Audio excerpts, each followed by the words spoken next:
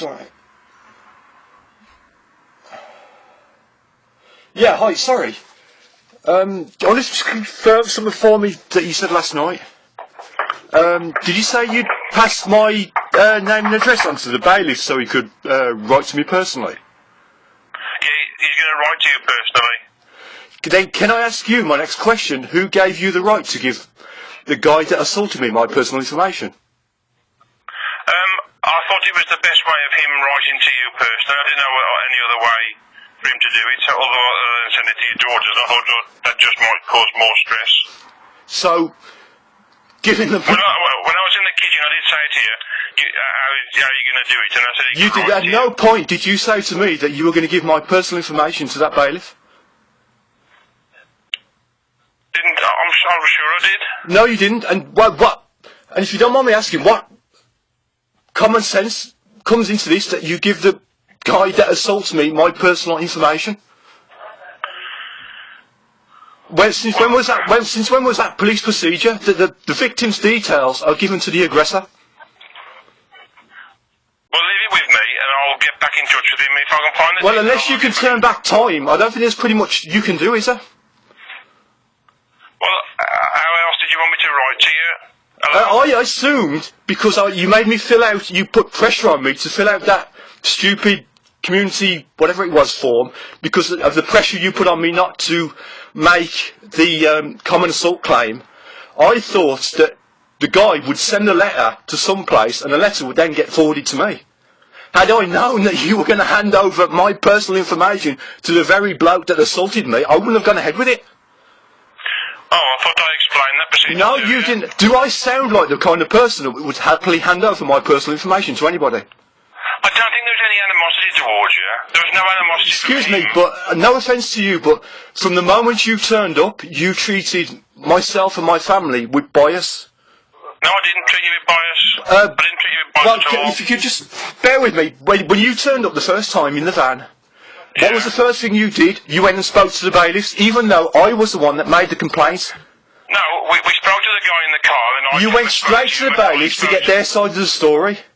Then you came to the door, and as far as I'm concerned, as you came to the door, you already had in mind what you were going to say and what the outcome was going to be.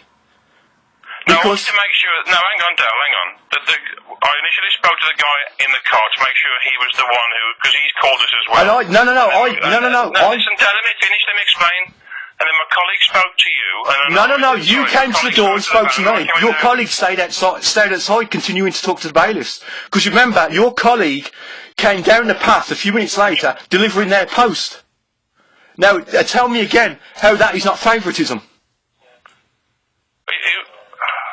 Now, remember when you walked in the house and you said to me, well, first of all, can I please explain that Bristow and Sousa are not court bailiffs? Dale, you're breaking up on the phone, mate. He's just cutting out. I can hear you shouting.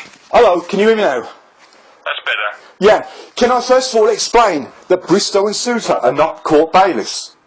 Despite what the bullshit he came out with that you believed. Because I've actually spoke to the court this morning, and the court used Clexia, or whatever it's called. So he's not a court bailiff. He's a debt collector working for a private company. So why you were insisting? Why you were still there? Yeah. Can you hear me? Yeah. It's breaking up. Hello. I've got no control. We've got no control. Who the court's instructor sent to your address? No, I know, but you came to the door, with your friend came to the door with that letter, and you insisted that my daughter accept that letter. Now, I want to know why. Because there is no law whatsoever that we have to accept posts from a private company.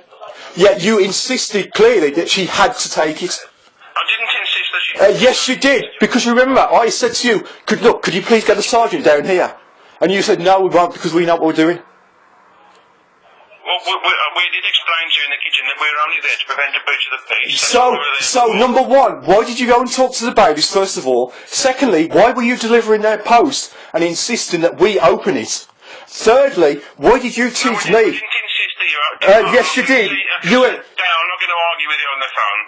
I'm not going to argue with you. Then can we get together and argue about it then? Because I'm really pissed off about this. because you treated me with disdain. Happened, and if you're not happy, I apologise. Because you treated me with absolute disdain. You obviously favoured the bailiffs over us. I haven't favoured the bailiffs. How can I favour the bailiffs over you? Because you called my complaints that I wanted to put in pathetic. Deal with it accordingly. You called it pathetic. I've still got the recording. You also, when I explained to you that the bailiffs couldn't break in, couldn't force the way in, and couldn't take the stuff, you've said I was wrong, and I'm not.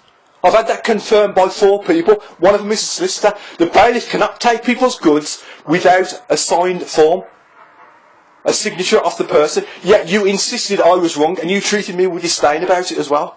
I didn't insist that you were wrong. Yes, you did. Yes, mate. You complaint and dealt with it. No. You didn't treat my complaint. You forced me to change my mind. I had you in one here. I forced you to change your mind. Yeah. You would not deal with my complaint about the common assault. I had you in one here, and I had your colleague in the other ear telling me, no, we can't, we're not going to arrest him, nothing's going to come of it, no, blah, blah, blah. I remember, and that's when you said to me... We must consider alternative methods of disposal. And you also said to me that my complaint, me wanting to go ahead with his complaint, was pathetic. So not only has the bailiff walked away, thanks to you, scot-free, but he's also walked away scot-through with my personal details, and you have now put me under stress and my family under alarm and whatever you want to call it, so, because this guy who assaulted me has now got my personal information. So are you going to personally come and stand by my door 24 hours a day to make sure I don't suffer harassment? Do you want me to come and talk to you tomorrow night? Yeah, whatever, yeah. But, I'll tell you what, I don't know who I'm with tomorrow night. I'll start about 10:30, I'll be there, by the time we finish parade, I'll come round to your house at the earliest opportunity and I'll talk to you face to face. Yeah, because I'm not happy with the way you handle this. Okay then, leave it with me, I'll come out tomorrow night. Alright, cool, no worries. And right now, I will be recording the conversation. Okay then, so will I. Okay, wonderful. Like I say, it's just a shame your colleague didn't have his camera thing on when you were calling me pathetic. Okay Alright, then. I'll speak to you tomorrow, mate. Okay Yes. then. Ta. So,